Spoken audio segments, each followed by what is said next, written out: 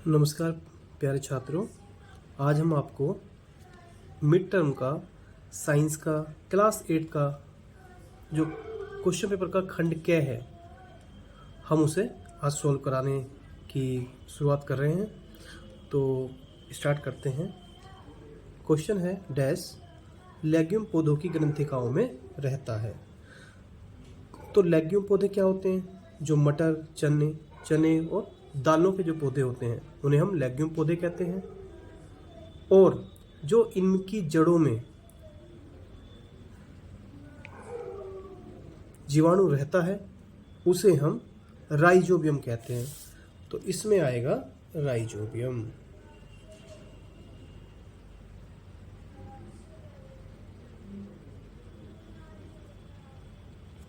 इसका हो गया राइजोबियम। Second, spirogyra. स्पाइरोगायरा एक शैवाल होती है। जहाँ पर हम पानी पीते हैं आपने देखा होगा वहाँ पर ग्रीन ग्रीन हो जाता है, उस पोर्शन को हम एल्गी कहते हैं या शैवाल कहते हैं। तो स्पाइरोगायरा एक शैवाल का उदाहरण है। थर्ड करते हैं, मॉथ और अन्य कीटों को भगाने हेतु प्रयोग में लाई जाने वाली नेफ्थलीन की गोलियों से प्राप्त की जाती है। ये क्वेश्चन हो जाए कि नेफ्थलीन की गोलियां प्राप्त की जाती हैं किससे? कोयले से। ये कार्बन ही होता है, कार्बन का दूसरा रूप है नेफ्थलीन। तो कोयला यहां पर इसका आंसर होगा।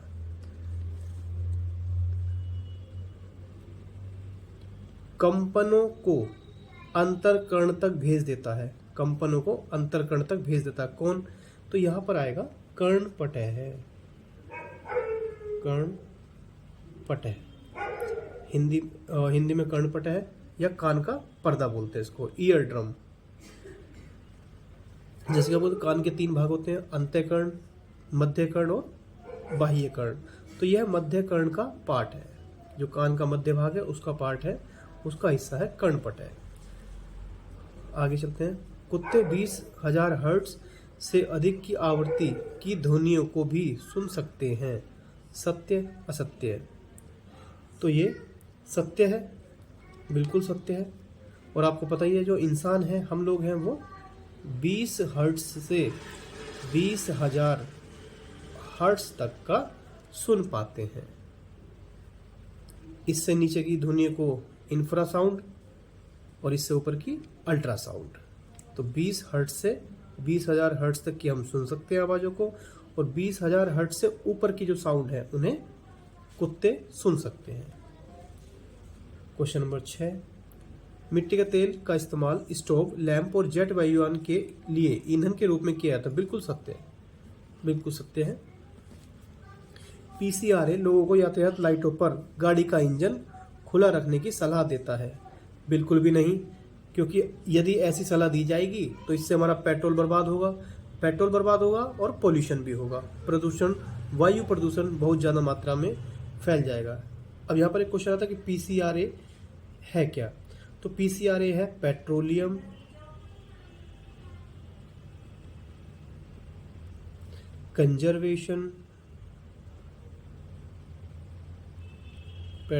Conservation research association. और प्यारे छात्रों, ये बना था, भारत सरकार ने बनाया था 1978 में। इसको हमें ध्यान रखना है, थोड़ा सा इसका एक हमें आउटले लेना है, एक हमें इसको अपने दिमाग में रखना है। 8वां प्रश्न है, पहले का 8वां पार्ट है, जैम, जेली और स्क्वैश का परिरक्षण मतलब उन्हें सुरक्षित रखना नमक द्वारा किया जाता है। बिल्कुल भी नहीं, क्योंकि जैम, जेली और ये स्क्वैश ये तीनों मीठे होते हैं। तो मीठे के लिए हमें क्या डालते हैं इसमें? चीनी। तो यहाँ नमक नहीं आएगा, इसलिए ये असत्य कहलाएगा। अब देखते हैं संचरणीय रोगों के 2 उदाहरण। संचरणीय रोग क्या होते हैं? सबसे पहले हमें ये पता होना चाहिए। ऐसे रोग जो एक व्यक्ति से दूसरे व्यक्ति द्वारा गंदे पानी से, बर्तन इस्तेमाल करने से, उनके टच से या वायु से फैलते हैं। तो रोग तो काफ़ी हैं ऐसे, लेकिन हम इसमें 2 लिख सकते हैं। 2 अगर आ जाए तो जुकाम हो गया, साधारण जुकाम, साधारण जुकाम हो गया। टीबी है, आप जानते होंगे टीबी को। हैजा है, हैजा भी फैल जाता है एक दूसरे से। और आप सभी को पता है कोरोना महामारी आई थी, तो कोविड-19 भी आप लिख सकते हैं, कोई दिक्कत नहीं है। चलिए आगे बढ़ते हैं। मोमबत्ती में इस्तेमाल होने वाला पेट्रोलियम का संघटक, देखिए मोमबत्ती, इसके मोमबत्ती में ही छिपा है इसका आंसर, पैराफिन मोम, पैराफिन मोम, ये इसका आंसर होगा। खंड क का 11वां पार्ट है। ध्वनि की कौन सी गुणवत्ता उसकी तीक्ष्णता को निर्धारित करती है? तीक्ष्ण मतलब पतलापन, पतलापन, इंग्लिश में हम इसे बोलेंगे शार्पनेस कह सकते हैं, पिच कह सकते हैं, पिच, PITCH। तो ये डिपेंड करता है फ्रीक्वेंसी पर, यानी कि आवृत्ति पर। जितनी ज़्यादा आवृत्ति होगी, ठीक है, जितनी ज़्यादा आवृत्ति होगी उतनी ही पिच भी ज़्यादा होगी, उतनी ही पिच भी ज़्यादा होगी, ठीक है। ये दोनों एरो बता रहे हैं, अगर आवृत्ति ज़्यादा है तो पिच भी ज़्यादा होगी, और अगर आवृत्ति कम हो जाएगी तो पिच भी कम हो जाएगी, शार्पनेस भी कम हो जाएगी अगर आवृत्ति कम होगी तो। सामान्य श्वास की प्रबलता लिखिए। सामान्य श्वास की प्रबलता बता देते हैं। सामान्य श्वास की प्रबलता है 10 डेसिबल, ठीक है। 75 डेसिबल के बाद जो साउंड है, जो आवाज है, वो नुकसानदायक होती है, और यदि 120 डेसिबल ये क्रॉस कर जाए तो ये बहुत दुखदायक हो जाएगी, बहुत ज़्यादा पेनफुल हो जाती है ये। तो इसलिए ध्वनि प्रदूषण से बचना चाहिए हमें।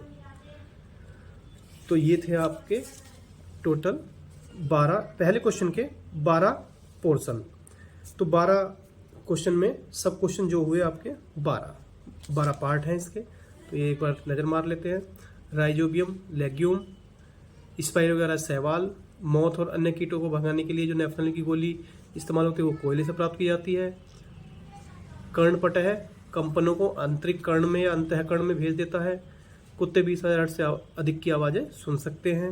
मिट्टी के तेल का इस्तेमाल गैस स्टोव वगैरह में, स्टोव, लैंप और जेट वायुयान के लिए किया जाता है। बिल्कुल सही है। PCRA लोगों को रेड लाइट पर इंजन खुला रखने के लिए नहीं कहती। जैम, जेली और स्क्वैश में नमक की जगह चीनी का इस्तेमाल किया जाता है। संचरणीय रोगों के 2 उदाहरण हैं, साधारण जुकाम, टीबी, हैजा। मोमबत्ती में इस्तेमाल होने वाला पेट्रोलियम का संघटक है पैराफिन मोम। ध्वनि की कौन सी गुणवत्ता है जिसके कारण वह तीक्ष्ण होती है, तीखी होती है? तो वह है आवृत्ति। सामान्य श्वास की प्रबलता है 10 डेसिबल। तो आप इसे मिला सकते हैं, और जैसा भी आपका उत्तर है उसे आप मिला के अच्छे, अगर आपके सही आते हैं तो खुशी की बात है, थोड़े कम आते हैं अगर सही तो थोड़ा और इम्प्रूवमेंट करने की ज़रूरत है। धन्यवाद।